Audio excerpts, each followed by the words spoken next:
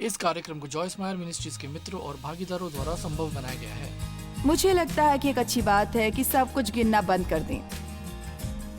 आप कितनी देर प्रार्थना करते हैं और आप कितने अध्याय पढ़ते हैं, ये गिनना बंद कर दें। बस आत्मा द्वारा अगुवाई में रहो और कुछ सीखो और किसी प्रकार की अंग ज्योतिष से सब कुछ करना बंद कर दो ताकि आप अपने लिए अच्छा महसूस कर सकें।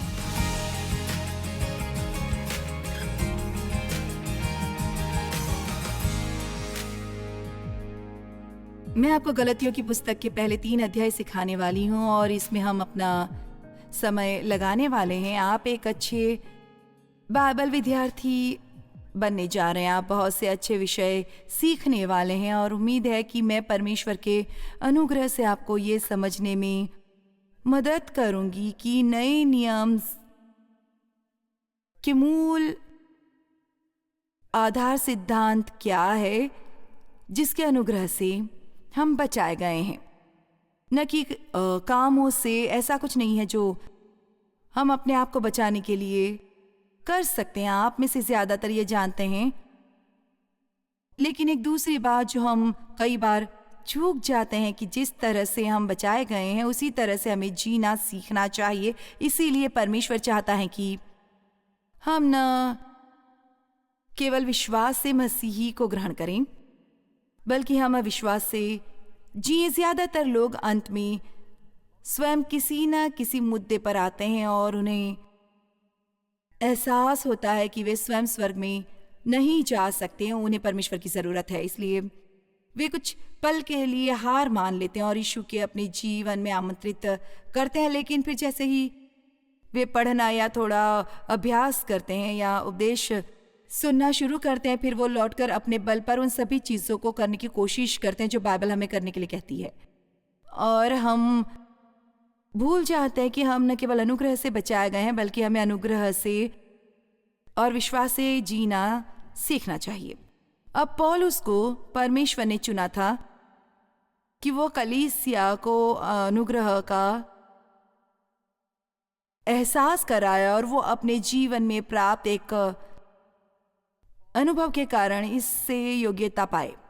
पौलुस कलीसिया पर अत्याचार करता था। वो अपनी पूरी ताकत से कलीसिया को नष्ट करने की कोशिश कर रहा था।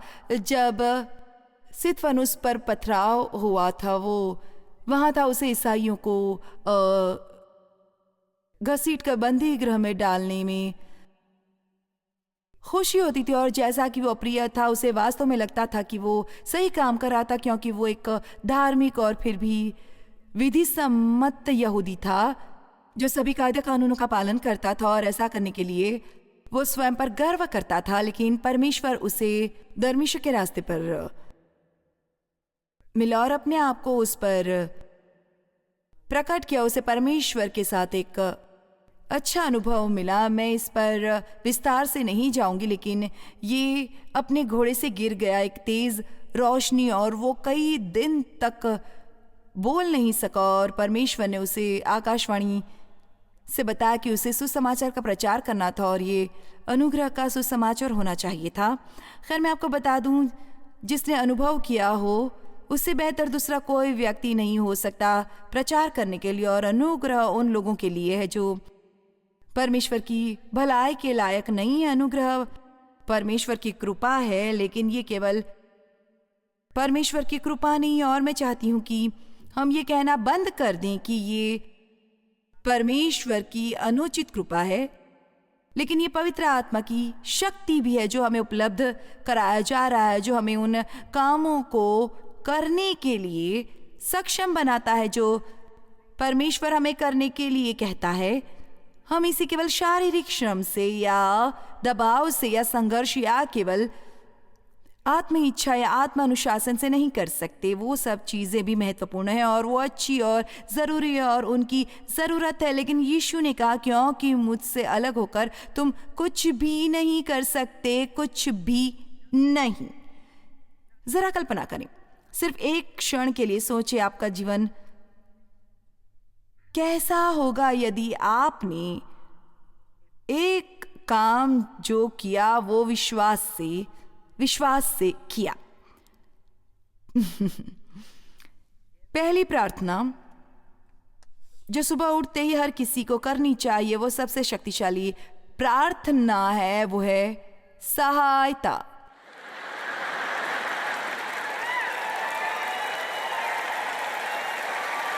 आमीन। क्योंकि मैं आपको बताऊं, क्या हमारे जीवन में ऐसा कुछ भी नहीं जिसमें हमें मदद की जरूरत नहीं। सब कुछ, हमें हर चीज में मदद चाहिए, और इसलिए मैं दिन भर ये कहने की आदत बना लेती हूँ, यीशु मेरी मदद कर, मेरी मदद कर, मदद कर, मदद कर, मदद कर। आपको ये भी जानने की जरूरत नहीं किस लिए मदद चाहिए, बस विश्वास करें। तो गलतियों में बहुत कुछ इस बारे में है कि हम नियमों से मुक्त हैं और अब हम अनुग्रह के अधीन रहते हैं, और शायद इसे पूरी तरह से समझने के लिए आपको पुराने नियम में का यहूदी होना चाहिए था, लेकिन ये जानते हुए कि वो उनका पालन नहीं कर सकते, परमेश्वर ने उन्हें नियम दिए ताकि अंत में उन्हें एहसास हो और उन्हें ज़रूरत हो मदद कर। मैं ये नहीं कर सकता, मैं ये जीवन नहीं जी सकता, तुझे मदद करनी होगी। मैं ये नहीं कर सकता क्योंकि कानून के तहत यदि आप उन सब का पालन करते हैं लेकिन एक भी तोड़ते तो आप सबके प्रति अपराधी थे। खैर, ये बहुत निराशाजनक था, लेकिन वो नियमों का पालन करने के लिए बहुत मेहनत करते थे और फिर जो ऐसा करने में कामयाब रहे। और अभी भी हम लोगों के जीवन में और चर्चों में ये होता देखते हैं। आपको ऐसा लगता है जैसे यदि आप हर रविवार को चर्च जाते हैं तो आपको लगता है आप उससे बेहतर है। यदि आप बाइबल किसी से ज़्यादा पढ़ते हैं तो आपको लगता है कि आप ज़्यादा अच्छे हैं। और हमें इस आध्यात्मिक गर्व के बारे में बहुत सावधान रहना चाहिए, क्योंकि मुझे नहीं लगता कि ऐसा कुछ परमेश्वर के लिए ज़्यादा घृणास्पद है। हमारा ये सोचना कि हम किसी और से बेहतर हैं, क्योंकि हम जो कुछ करते हैं वास्तव में उसे करने के लिए परमेश्वर हमें अनुग्रह दे रहे हैं, लेकिन हम बेवकूफ़ों की तरह उसका श्रेय ले रहे हैं। यह गलत है। आमीन। और ये हमें बहुत मुसीबत में डाल देता है। अब एक बहुत अच्छा विस्तार है, मैं नहीं जानती हम इसे ग्रेस मूवमेंट कहेंगे, लेकिन पिछले 2 या 3 साल से चर्च में अनुग्रह पर सिखाने पर जोर है। और यदि आप चर्च के इतिहास का अध्ययन करेंगे तो पाएंगे कि अलग अलग समय पर अलग अलग बातों पर जोर है। और ये अच्छा है, क्योंकि चाहे हम किसी चीज़ में कितने भी मजबूत हों, हम किस तरह से इसे अपने जीवन में लोप होने दे सकते हैं और फिर परमेश्वर को वापस आकर हमें एक रिफ्रेशर कोर्स करवाना हो। लेकिन सब कुछ जो अच्छा है वो हमेशा अच्छा नहीं रहता है। ऐसा लगता है जैसे ईसाई होने के नाते हम नहीं जानते कि खाई से बाहर कैसे आए। सालों पहले आपके पास पवित्रता का आंदोलन था और वो अद्भुत था। लोग पवित्र जीवन जी रहे थे, लेकिन फिर वो रेखा को लांघ कर किसी और जगह चले गए। फिर अचानक वो कुछ नहीं कर सकते थे। आप श्रृंगार नहीं कर सकते, आप बाल नहीं कटवा सकते, आप ये नहीं कर सकते, आप वो नहीं कर सकते, आप मूवी नहीं देख सकते, आप वो नहीं कर सकते, आप नहीं कर सकते। ये सब कौन बनाता है? मेरा मतलब है बहुत से जवान लोग, शायद आप में से कुछ इस तरह चर्चों में विकसित हुए हैं। ये वास्तव में आपको परमेश्वर की ओर करने की बजाय आप उनके विरुद्ध हो जाते हैं। ऐसा कर रहे हैं क्योंकि आपको ऐसा लगता है कि ईसाई होने के नाते आप कभी अपने पूरे जीवन में मज़े नहीं कर सकते। पीछे 60 और 70 के दशक में वचन और फेथ मूवमेंट ने समृद्धि के बारे में बहुत कुछ सिखाया। इसके लिए मैं परमेश्वर का धन्यवाद करती हूँ। परमेश्वर ने तब मेरे जीवन को शक्तिशाली तरीके से छुआ, क्योंकि मैं जानती थी मुझे अनुग्रह से बचाया गया था, लेकिन मैं केवल उद्धार के अलावा और किसी चीज़ के लिए अपने विश्वास का उपयोग करने के बारे में कुछ भी नहीं जानती थी। और विश्वास कुछ ऐसा है जो परमेश्वर आपको देता है, जैसे आपको अपने जीवन में उपयोग करने और जारी करने की ज़रूरत है। ये एक शक्तिशाली बल है, लेकिन ये केवल स्वचालित नहीं। आप अपना भरोसा परमेश्वर में रखें, आप अपना विश्वास उसमें रख सकते हैं। आप अपना भरोसा परमेश्वर में रखें, आप अपना विश्वास उसमें रख सकते हैं, किसी और में नहीं, वही मदद करेगा। बाइबल में यह कहीं नहीं है कि वो हमसे किया हुआ वादा नहीं निभाएंगे। मुझे परवाह नहीं कि आप में कितना विश्वास है, आप अपने जीवन में परेशानियों से बचने वाले नहीं हैं। यीशु ने कहा, संसार में तुम्हें क्लेश होगा परंतु ठाठस बांधो, मैंने संसार को जीत लिया है, मैंने संसार को जीत लिया है। इसलिए आप यहाँ देखने वाले हैं कि पौलुस ने मजबूती से जो बातें कही और सिखाई, उनमें से एक है कि आपको सच्चाई से दूर होने के बारे में बहुत सावधान रहना चाहिए और आपको हमेशा आत्माओं का परीक्षण करना और सुनिश्चित करना चाहिए कि आप जो कुछ मानते हैं उसका समर्थन परमेश्वर के वचन में किया गया है। और हमको चाहिए कि देखो, शैतान इसकी परवाह नहीं करता कि आप किसी चीज को पर्याप्त नहीं कर रहे हैं या किसी को आप पर्याप्त कर रहे हैं। समझ गए? यदि आप अपने घर की सफाई नहीं करते हैं, वो इससे खुश है, लेकिन यदि आप सनकी बन जाते हैं और अपने घर को एक मकबरे में बदल देते हैं जिसमें धूल का एक कण भी नहीं है, और आपका घर कैसा दिखता है इससे लोगों को प्रभावित करने की कोशिश करते हैं। किस हद तक मैं ऐसी थी, फिर वो भी एक समस्या बन जाती है, क्योंकि अब आप उन चीजों के गुलाम हैं जो आपने खुद के लिए स्थापित की हैं, जिनसे आपका मूल्य और योग्यता दिखती है। संतुलन बहुत जरूरी है और ईमानदारी से कहूं तो हम इसमें बहुत अच्छे नहीं हैं।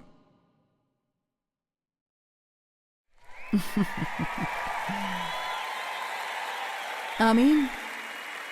तो यहां मुझे पढ़ना शुरू करना चाहिए, लेकिन मैं ये कहना चाहती हूं कि हमें कानून से मुक्त कर दिया गया है। परमेश्वर का धन्यवाद, हमें कानून से मुक्त कर दिया गया है। और आप अनुग्रह की शिक्षा जो हम सुन रहे हैं वो बहुत स्पष्ट है, हमें कानून से मुक्त कर दिया गया है। हम मुक्त हैं पुराने नियम के निष्कर्ष, और अब हमारी परमेश्वर के साथ एक नई वाचा है, ये अनुग्रह की वाचा है। लेकिन यहाँ एक बात है कि हम, और ये नहीं कह रहे कि लोग नहीं हैं, कुछ लोग ये सिखा रहे हैं, लेकिन कुछ लोग बस संतुलन से बाहर हो रहे हैं और अनुग्रह एक आलसी जीवन जीने और उससे बच निकलने का बहाना नहीं है। पाप में न रहने की शक्ति है अनुग्रह, ये नहीं है कि ये एक बहाना नहीं है और केवल एक रवैया कि परमेश्वर इसे नजरअंदाज कर देंगे क्योंकि वो बहुत दयालु हैं। हम बाइबल में उन कानूनों से मुक्त हो गए हैं जो इन चीजों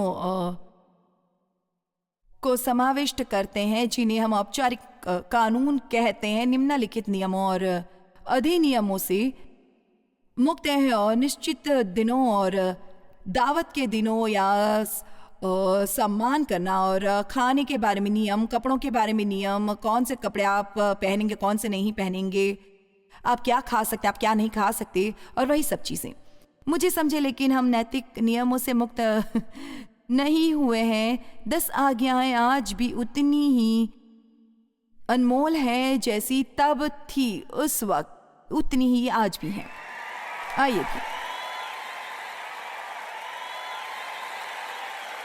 एक बार मैंने किसी को कहती सुना कि आप कल्पना कर सकते हैं कि कोई बड़ा होकर 10 आज्ञाएं सिखाएगा। मैंने ठीक से सोचा, हाँ, मुझे स्वयं ऐसा करना पसंद है। यह ऐसा है जैसे वो गए नहीं हैं। ये एक नई आजादी है। जैसा कि आप जानते हैं, मैं जरूरी नहीं समझती कि आप हर रविवार को पूरा दिन घर पर बैठे रहें और तो कुछ ना करें, लेकिन मुझे ये लगता है कि अगर आप सख्त को आराम नहीं करते और सप्ताह के अंत में आप टूट जाते हैं तो ये भी गलत है। हमें आराम की भी ज़रूरत है। मैं ये केवल सप्ताह के एक दिन करती हूँ, मैं तो हमेशा करती हूँ, जैसा मुझे करना है वैसा करती हूँ। आमीन।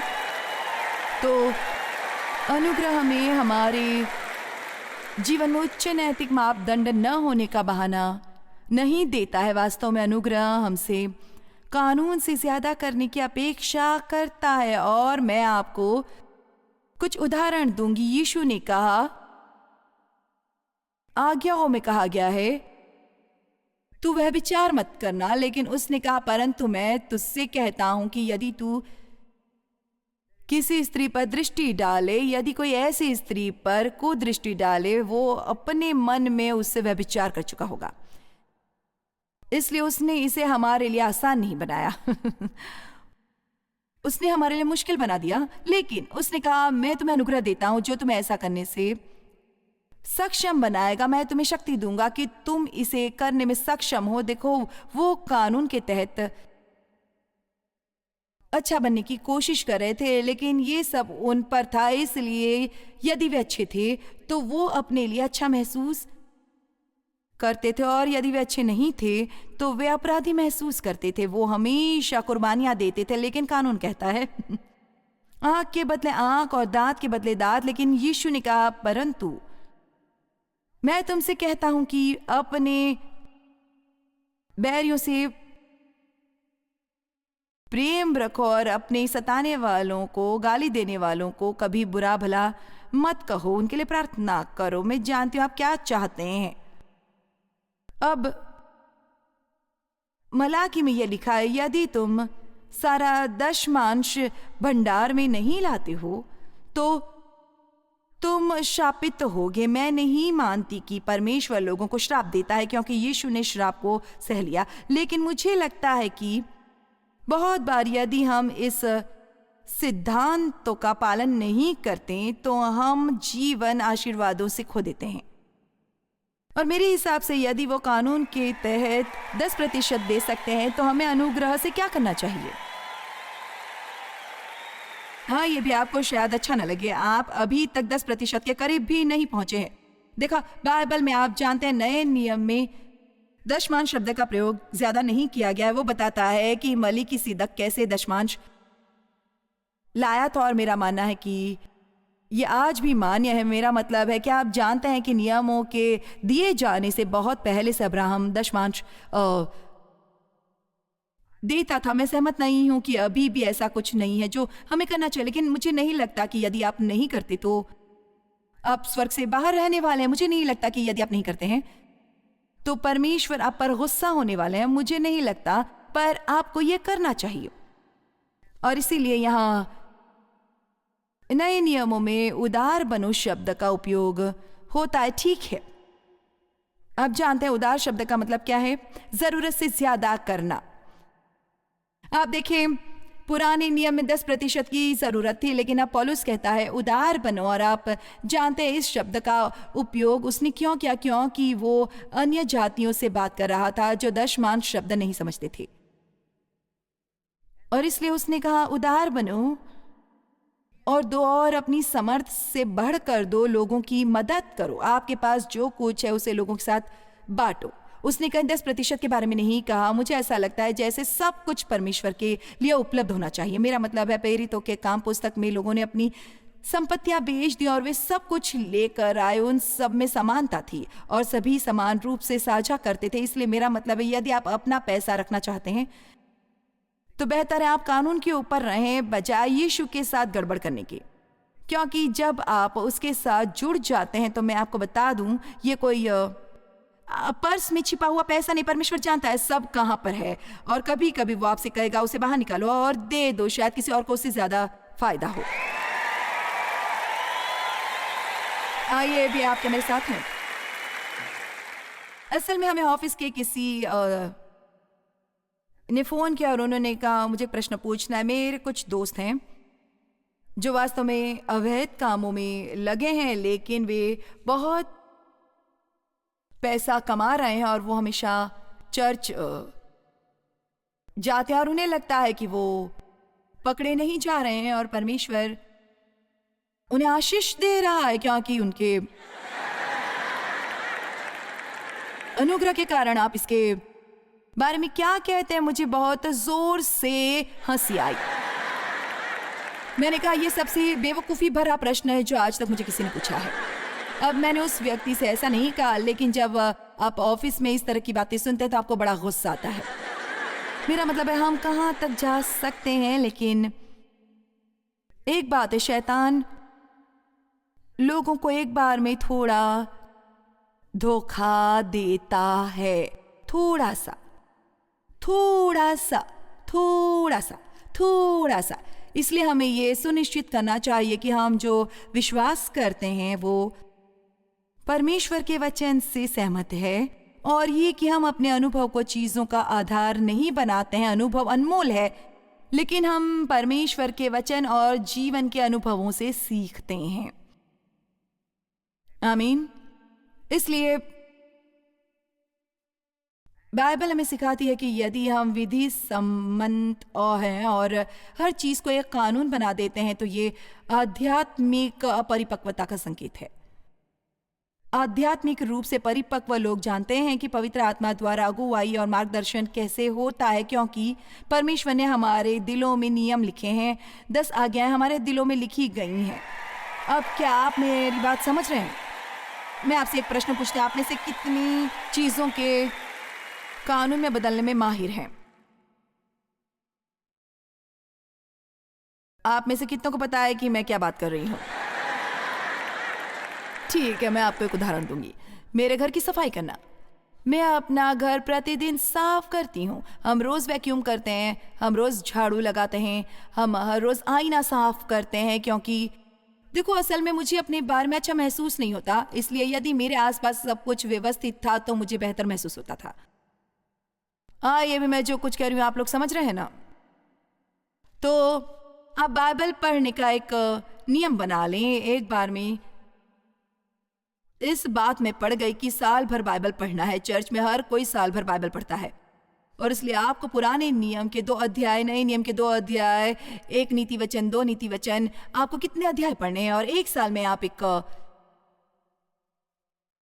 कैलेंडर बना लेते हैं, और मैंने अपना कैलेंडर किचन के रेफ्रिजरेटर पर लगा ताकि लोग देख सकें। खैर, जब आपने अपने 6 अध्याय पढ़ लिए तो आपको सही का निशान मिलता है आपके शरीर को। मेरा मतलब यदि आप विधि सम्मत हैं और आपको सुविचार अच्छे लगते हैं, कितनों को पसंद है, अच्छा ठीक है, इसमें कोई बुराई नहीं है, लेकिन यहाँ सूची में कुछ गलत हो सकता है। यदि आपकी सूची में सब कुछ जांचा हुआ न हो तो आप उस वजह से अपने बारे में निंदित या दोषी या बुरा महसूस करते हैं। अब ये केवल आपको अनुशासित रखने के लिए एक सूची नहीं रही, यह आपके नियम कानून है जिसका आपको हर रोज पालन करना है। मेरी बेटियों में से एक, जिसके जीवन ने वास्तव में एक बड़ा मोड़ लिया जब आखिर उसने अनुग्रह को समझा, वो हमेशा से बहुत विधि संपन्न थी, और मैं याद कर सकती हूँ वो अपनी सूची में प्रेस के कितने कपड़े थे लिखती थी। ये तब था जब वास्तव में हम अपने कपड़े प्रेस करते थे। वो हर रोज इस्त्री करने के दिन करवाना चाहती थी, और यदि उसने न किया होता तो उससे ये बर्दाश्त नहीं होता। आप में से कितने ये जानते हैं कि हम खुद को किसी तरह के पिंजरे में बंद कर लेते हैं। इसलिए मुझे लगता है कि हर चीज की गिनती करना बंद करना अच्छी बात है। आप कितनी देर प्रार्थना करते हैं और आप कितने अध्याय पढ़ते हैं, ये गिनना बंद कर दें। आप जानते हैं, बस आत्मा का अगुवाई में रहना अच्छा है, और कुछ सीखिए, और किसी प्रकार की अंक ज्योतिष सब कुछ करना बंद कर दें ताकि आप अपने लिए अच्छा महसूस कर सकें। जब तक मेरे कैलेंडर पर सही के निशान होते मुझे अच्छा लगता था, मैं इसमें पड़ गई थी। लेकिन जब मुझे ये बड़े अंतराल वाले खाली जगह मिलने लगे, क्योंकि मैं एक दिन में 6 अध्याय कर रही थी, तो मैं उसमें जाती जहाँ कैलेंडर था और मैं इंतजार करती क्या करूँ।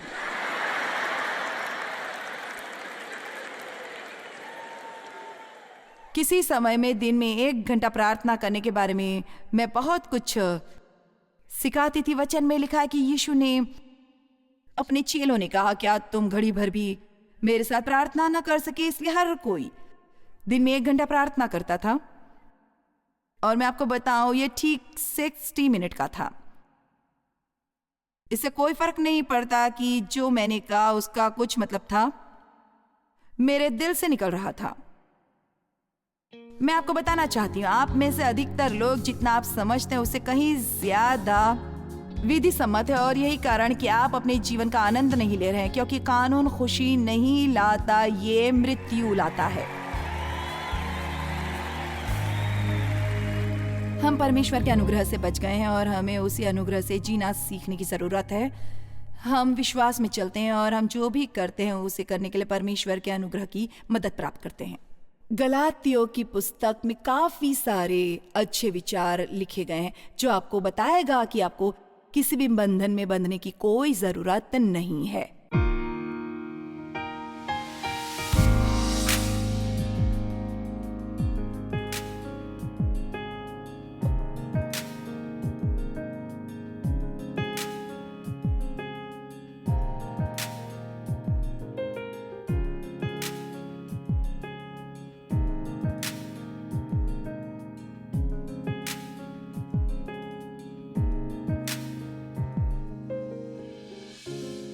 इस कार्यक्रम को जॉयस मायर मिनिस्ट्रीज के मित्रों और भागीदारों द्वारा संभव बनाया गया है।